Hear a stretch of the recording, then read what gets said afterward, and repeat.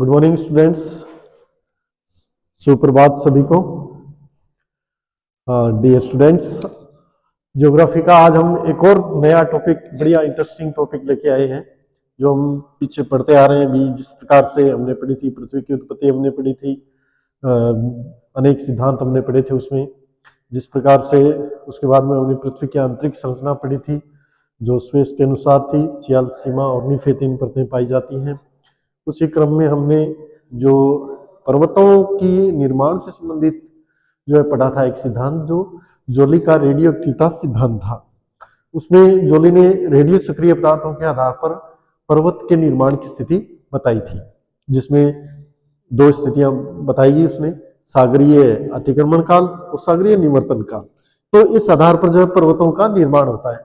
हमने ये भी पढ़ा था कि पर्वत जो है, इनकी पर्वत अपने किसे कहेंगे? पर्वत हम उसे कहेंगे जो दूर से स्पष्ट रूप से दिखाई दे। दूसरा, जिसका आधार चौड़ा और शीर्ष भाग संकरा होता जाए, उसे अपने पर्वत कहते हैं।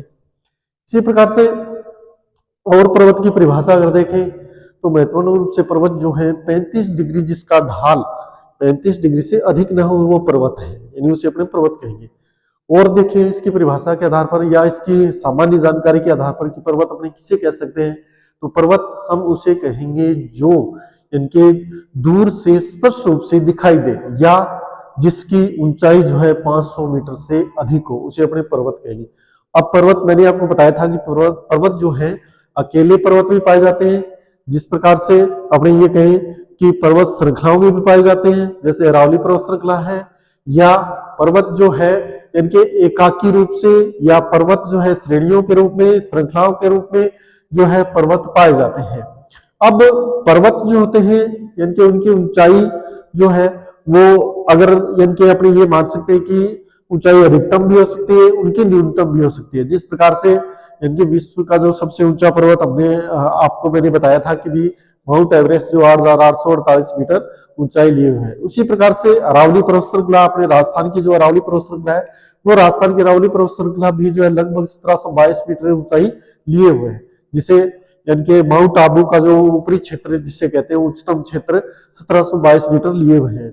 उसी प्रकार से पठार भी जो होते हैं इनके इसके बिल्कुल विपरीत होते हैं। पठार, अपने पठार देखा जाए तो इनके संकुचित रूप से उसका ऊपरी भाग जो है समतल होता है, और जो इनके नीचे का जो भाग होता है वो एक इनके ऊंचाई लिए होता है, जिसे अपने इनके ऊपर से चबूतरा नुमा जिसे अपने कह सकते हैं।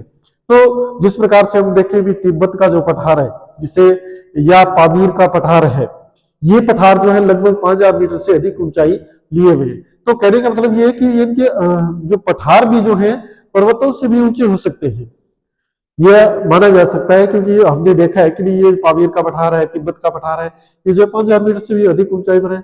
उसी प्रकार से हम जो है इनके अपने सिद्धांत जो पढ़ा था, जोली का रेडियो एक्टिविटी सिद्धांत, इसी क्रम में हम एक और सिद्धांत आज पढ़ेंगे। बहुत ही इंटरेस्टिंग सिद्धांत है, जो इनके कोबर महोदय ने जो सिद्धांत दिया था। कोबर महोदय ने अपना यह सिद्धांत दिया था भूसंगति सिद्धांत जिसे कहते हैं, या जियोसाइक्लिन सिद्धांत जिसे अपने कहते हैं। भूसंगति सिद्धांत, भूसंगति सिद्धांत, भूसंगति, जियोसाइक्लिन जिसे अपने कहते हैं जियोसाइक्लिन। जियोसाइक्लिन में हम ये मानते हैं कि भी हमारी जो पृथ्वी जब से निर्मित हुई है तब से जो है देखा जाए तो पृथ्वी जो है, यानी पृथ्वी पर अनेक नदियां प्रवाहित होती है, अनेक महासागर है। तो पृथ्वी क्या कर, पृथ्वी पर जो नदियां प्रवाहित होती है वो नदियां क्या करती है, अपने साथ मलबा पदार्थ लेकर चलती है, और वो मलबा जो है इनके अनेक मार्गों द्वारा तय होते हुए जो है वो, या अनेक चट्टानीय संरचनाओं के क्षरण के द्वारा, अपक्षय के द्वारा मलबे का निर्माण होता जाता है। और वो मलबा अंतिम में जो है देखा जाए तो अनेक जो अपने ये माने अनेक घाटी क्षेत्र है, या खाई क्षेत्र है, या ग्रत क्षेत्र है, या महासागरीय क्षेत्र है, वो महासागरीय क्षेत्रों में जो है लाकर डाल दिया जाता है। अब ये जो मलबा पदार्थ धीरे धीरे उसकी जो है वृद्धि होती जाती है, जमा होता जाता है। तो ये जो मलबा पदार्थ होता है, ये मलबा पदार्थ जो है भूसंगति का निर्माण करता है। मलबा पदार्थ किसके द्वारा लाया गया? चट्टानों की क्षरण के द्वारा। कौन लेके आया? नदियां जो है या जलीय संरचना है या जो वर्षा का जल है उसके द्वारा जो है ये मलबा पदार्थ एक स्थान से दूसरे स्थान पर जमा कर दिया जाता है। अब जब ये मलबा पदार्थ जमा हो जाता है तो जैसे जैसे ये जमा होता जाता है वैसे वैसे जो है, जिस प्रकार से अगर अपने इसको डायग्राम के रूप में, एक सामान्य डायग्राम के रूप में अगर अपने देखें तो जिस प्रकार से नदियां हैं, नदियां प्रवाहित होती हुई अनेक शाखाओं में नदियां प्रवाहित होते हुए जल जो है इस प्रकार से मलबे सहित जल जो है, इनके मलबे सहित जल को जो है वो डालती जाती है। जैसे जैसे यहाँ पर डालती जाती है वैसे वैसे जो है ये धीरे धीरे जो है इस पर इनकी जमा होता जाता है और इसकी वृद्धि होती जाती है। कहने का मतलब जैसे जैसे इनके इसका जो है धरातलीय भाग, या आपने ये माने इस पर दबाव की संरचना बढ़ती जाती है, दबाव बढ़ता जाता है, दबाव बढ़ता जाता है। अब जैसे जैसे इसमें और अपने डालेंगे या और मलबा पदार्थ डालेगा तो उसके कारण जो है इस पर इनके जो किनारे हैं, ये जो किनारे वाले भाग हैं, ये किनारे हैं इसकी, ये किनारे हैं, ये किनारे जो हैं इनके, इन पर दबाव बढ़ेगा और ये किनारे जो है एक संडासी के समान अपने ये मान सकते हैं। जिस प्रकार से अपने संडासी का उपयोग करते हैं उसी प्रकार से ये किनारे जो है एक दूसरे की तरफ खिसकना प्रारंभ हो जाएंगे, एक दूसरे की तरफ खिसकेंगे ये किनारे। किस कारण से खिसकेंगे? अत्यधिक दबाव के कारण, अत्यधिक भार के कारण, यानी कि यहाँ पर भार अधिक हो जाता है, इसलिए अधिक भार के कारण जो है ये भाग जो है इनके ये किनारे आपस में एक दूसरे की तरफ सरकना प्रारंभ होंगे। किस कारण से?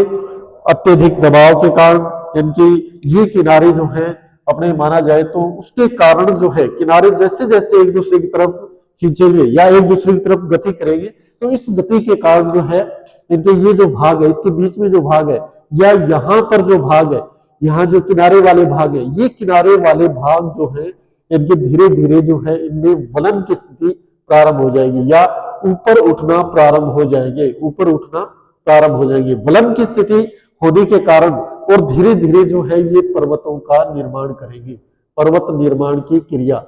अब जो इनके पर्वत निर्माण की जो प्रारंभिक अवस्था होती है उसे अपने भूसंगति अवस्था कहते हैं। पर्वत निर्माण की प्रारंभिक अवस्था भूसंगति निर्माण की अवस्था होती है, भूसंगति निर्माण। कहने का मतलब कि भी जब पर्वत का निर्माण स्टार्ट होता है, जब प्रारंभिक स्थिति होती है तो उस समय जो है भूसंगति का निर्माण होता है।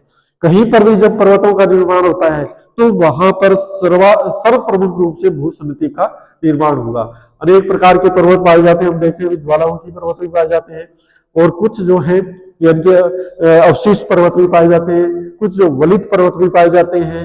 तो इस प्रकार से अनेक प्रकार के या मोरदार पर्वत भी पाए जाते हैं। तो ये पर्वत जो है अनेक प्रकार से इनका निर्माण होता है, चाहे वह ज्वालामुखी क्रिया द्वारा हो, चाहे वह वलन के द्वारा हो, चाहे वह जो अवशिष्ट पर्वतों के रूप में हो।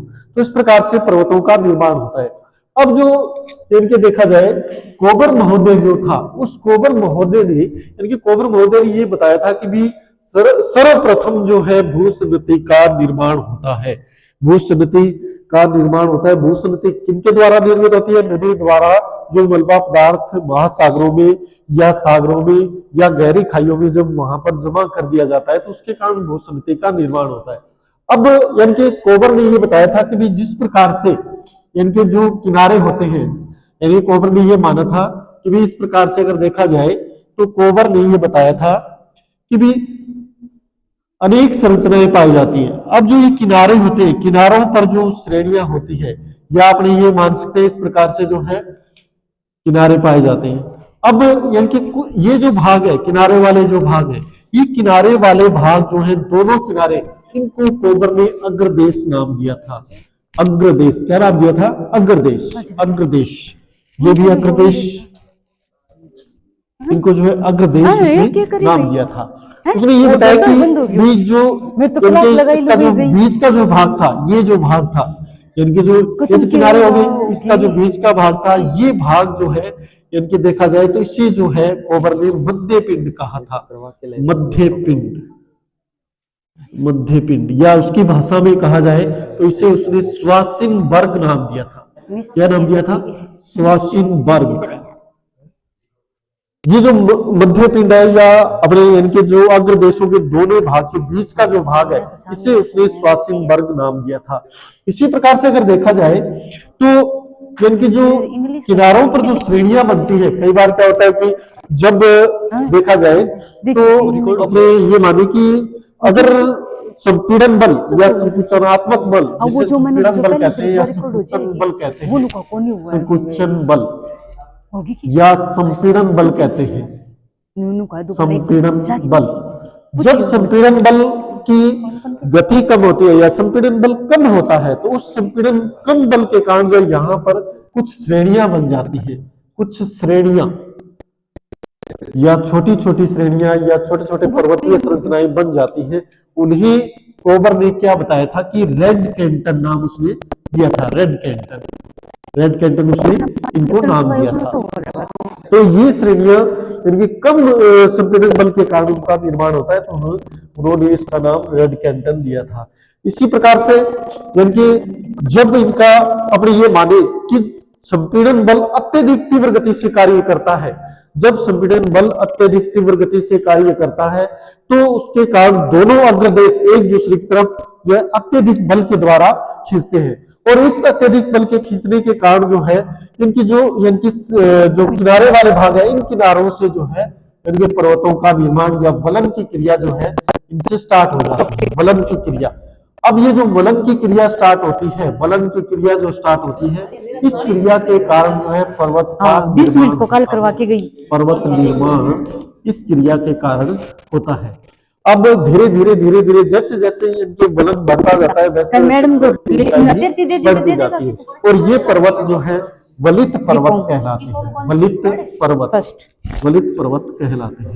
अनेक पर्वत श्रृंखलाएं पाई जाती है विश्व के अंदर, जिस प्रकार से उत्तरी अमेरिका, दक्षिण अमेरिका में रॉकीज एंडीज पर्वत श्रृंखला है, इसी प्रकार से अगर देखा जाए तो यूरोप की आल्प्स पर्वत श्रृंखला है, अल्पाइन पर्वत श्रृंखला है, हिमालय पर्वत श्रृंखला है। तो ये सारी पर्वत श्रृंखलाएं जो है इनके किसी न किसी कारणवश संपीड़न बल के द्वारा इनका निर्माण हुआ है। तो ये पर्वत श्रृंखलाएं जो है अधिकतर संपीड़न बल के द्वारा इनका निर्माण होता है। अब इनके अपने देखा जाए तो जैसे अपने ये माने कि हिमालय पर्वत का निर्माण किस प्रकार से हुआ, हिमालय पर्वत का निर्माण भी जो इनके प्रारंभ में हम पढ़ते आए कि भी जिस प्रकार से इनके प्रारंभ में जो स्थलीय भाग थे, जिस प्रकार से अंगारा लैंड था उत्तरी भाग और दक्षिणी भाग गोंडवाना लैंड दिया गया था। जब ये दोनों इनके अंगारा लैंड और गोंडवाना लैंड जब आपस में एक दूसरे की तरफ खिसकना प्रारंभ हुए तो उसके कारण जो है इनके हमने देखा कि भी इनके हिमालय पर्वत श्रृंखला निर्मित हुई, हिमालय पर्वत श्रृंखला का निर्माण हुआ था। अब एक और तो अग्रदेश में हिमालय पर्वत श्रृंखला बन गई और दूसरी ओर जो है कुनलुन पर्वत श्रृंखला बन गई, कुनलुन पर्वत श्रृंखला। अब कोबर ये कहता है कि जब हिमालय और एक तो हिमालय अग्रदेश था और दूसरा था कुनलुन, प्रदेश। अब इनके जो बीच में जो भाग था जिसे अपने मध्य पिंड कहते हैं, इनके बीच में जो भाग था मध्य पिंड जिसे कहा जाता है, ये मध्य पिंड जो है या ये मध्य पिंड स्वासीन वर्ग के रूप में इसे अपने कह सकते हैं कि स्वासीन वर्ग जो है इनकी कोबर की भाषा में अपने ये कह सकते हैं स्वासीन वर्ग जो भाग था, ये भाग मध्य पिंड के रूप में जो है ये तिब्बत का पठार बन गया। इसके बीच तिब्बत का पठार, तिब्बत का पठार बन गया। तो इस प्रकार से जो है इनके हिमालय पर्वत और कुनलुन पर्वत श्रृंखला का निर्माण हुआ था। अब क्या हुआ कि इनके दोनों तरफ जब बल अपने देखा जाए तो अधिक लगा, तो उस बल के कारण जो है उसका जो बीच का भाग है वो इनके उसी अनुरूप एज इट बना रहा, और जैसे जैसे किनारे वाले भाग जो है पर्वतों के रूप में स्थापित हो गए। उसी प्रकार से इनके अगर देखा जाए अल्पाइन पर्वत श्रृंखला का निर्माण भी इसी प्रकार से हुआ है, अल्पाइन पर्वत श्रृंखला का निर्माण भी इसी प्रकार से हुआ है। अब कोबर ये कहता है कि कई बार क्या होता है कि जब इनके संपीड़नात्मक बल या संकुचनात्मक बल सर्वाधिक मात्रा में होता है तो उसके कारण जो है मध्य पिंड का निर्माण नहीं होता है, यानी मतलब स्वासीन वर्ग का निर्माण नहीं होता है।